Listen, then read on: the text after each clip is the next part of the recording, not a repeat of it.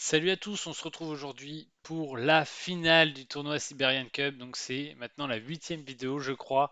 Et donc on est encore premier joueur. Ici, on va prendre la Pirée.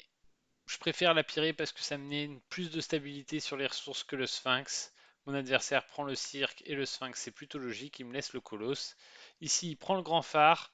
J'aurais peut-être pris à sa place la grande bibliothèque pour essayer d'avoir la théologie, surtout que laisser grande bibliothèque et museler, ça peut être risqué, mais bon là vu que le jeton loi est là, c'est un peu moins risqué que d'habitude au niveau des défaites scientifiques. Mais du coup, je prends la grande bibliothèque et les pyramides. Pourquoi je ne prends pas le muselet? Parce que dans l'esprit, vu que la grande bibliothèque ne m'aide pas pour le scientifique, ça, je me dis pas que je vais forcément partir sur une victoire scientifique, surtout que j'ai qu'une merveille pour rejouer, et les pyramides et les grandes bibliothèques peuvent m'amener facilement à une victoire civile. Ici, je commence, pareil, plusieurs choix. Potentiellement, le dépôt de bois ici peut être très intéressant, ou le pierre simple. Ici, je choisis le dépôt de bois. L'idée, pourquoi je ne prends pas le pierre simple, c'est qu'il y a un dépôt de pierre également. Donc, s'il prend la pierre, je prendrai le dépôt de pierre, et s'il prend le dépôt de pierre, je pourrais prendre la pierre toute simple. Donc je prends la pierre, mon adversaire prend la verrerie. Jusque-là, c'est assez classique. Ici, je vais pouvoir aller prendre le premier scientifique.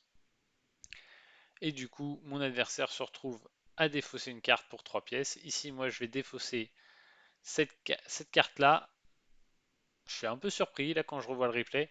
Dans l'idée, j'aurais plutôt eu tendance à défausser celle-là pour qu'il récupère celle-là pour défausser celle-là et que lui me défausse ici. Mais là, du coup, j'ai fait l'inverse. L'idée c'était peut-être que ces deux cartes-là m'intéressaient, du coup je me disais qu'il pourrait pas prendre cette carte-ci. Mais bon, je suis pas forcément convaincu du play, mais en tout cas je l'ai joué comme ça. Ici, donc du coup, il prend un symbole scientifique, c'est plutôt logique. Ah, c'est peut-être en lien avec le nombre de pièces que j'avais, parce qu'avec que deux pièces, si il dévoilait un dépôt d'argile par exemple ici, je voulais pouvoir l'acheter. Ça doit être lié à ça, j'imagine. Ici, donc du coup, je défausse. Ah non, ok, j'avais fait la goutte. Je croyais l'avoir défaussé. Et ici, il fait sa merveille pour rejouer. Je trouve qu'il l'a fait très tôt. Donc, pour moi, là, je comprends pas l'idée de son coup. Surtout que, ben, au final, ça va pas me poser trop de problèmes parce que, en défaussant ce militaire, les deux cartes ici m'intéressent. Donc, je comprends pas trop l'idée du coup. Peut-être histoire de s'assurer d'avoir l'officine ou le bassin d'argile. Le problème, c'est qu'il va se retrouver dans une situation où il va être obligé de me laisser l'officine, vu qu'il va devoir prendre la presse, moi cette carte-ci, lui le bassin d'argile. Et donc du coup, bah, je suis pas tant en difficulté de ça, vu que j'ai le dépôt d'argile, je vais pas avoir un manque de ressources au niveau argile-bois, j'ai une pierre. En termes de ressources rares, même s'il a une de chaque, j'ai ma pyrrhique qui peut faire office de ressources rares, mais j'ai aussi en même temps envie de la garder parce que c'est ma seule merveille qui me permet de rejouer. Mais bon, on va voir comment la partie se goupille sur la suite. Je m'en rappelle plus exactement, mais j'ai pas l'impression d'être perdant sur cette première âge. On a tous les deux cartes scientifiques, on a tous les deux cartes jaunes. En ressources, il est un peu devant moi, mais par contre, il a utilisé sa merveille pour jouer alors que je ne l'ai pas utilisé. Et du coup, moi je me dis, bah, je suis plutôt bien parti pour une victoire civile parce que j'ai quand même la pyramide, la grande bibliothèque. En plus, j'ai récupéré un petit bain qui peut me faire un chaînage pour l'aqueduc, donc je me dis que je suis pas mal pour une victoire civile. Ici, je vais choisir de commencer. Et là, l'idée, prendre les 6 pièces, histoire d'avoir un peu de flexibilité. L'aqueduc sort, bon, j'avais le chaînage gratuit, il prend les deux pierres. Du coup, je me dis que ça peut être intéressant de prendre l'aqueduc, toujours dans cette idée de victoire civile. Après, ça, c'est une très bonne carte. De toute façon, à l'âge 2, les cartes qui amènent deux militaires sont très très fortes. Donc les deux choix s'entendent.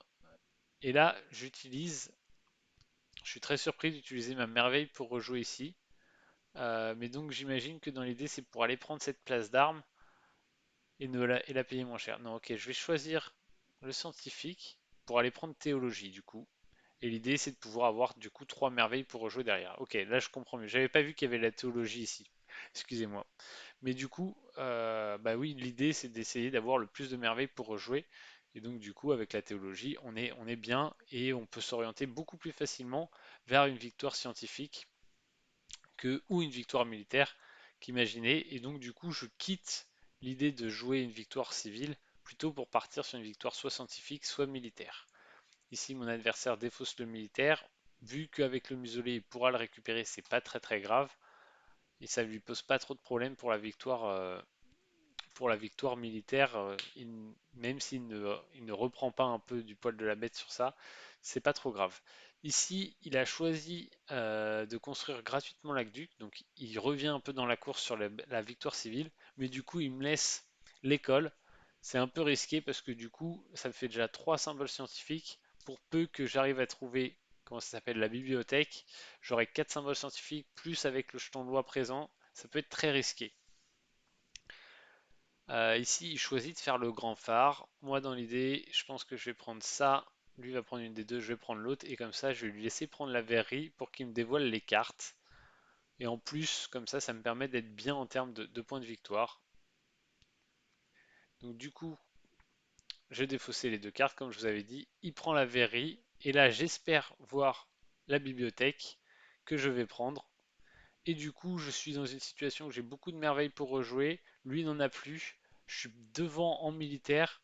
Donc j'ai pas trop peur. S'il prend ce militaire-là, je vais être derrière. Donc je vais pouvoir jouer en premier à l'âge 3. Donc ça, c'est très intéressant. Et en fonction de s'il y a des scientifiques qui tombent là, ben, je vais orienter ma stratégie autour. Malheureusement, il n'y a pas de scientifique qui tombe. Enfin, il y en a un, donc ça, je pourrais jouer autour. Maintenant, il va falloir trouver l'autre si je veux une victoire scientifique. Donc, déjà, j'assure de ne pas perdre d'un point de vue militaire. En plus, je sais que ça ne va pas lui offrir une victoire scientifique vu que c'était une guilde ici. Donc, lui compense en prenant l'autre militaire. Ici, de mémoire, je vais prendre plutôt la carte des cartes jaunes, donc la guilde des cartes jaunes. Mais j'ai toujours un petit problème de ressources et c'est aussi pour ça que j'avais voulu faire la pirée rapidement pour prendre le jeton théologie, mais aussi pour avoir cette ressource qui m'était intéressante.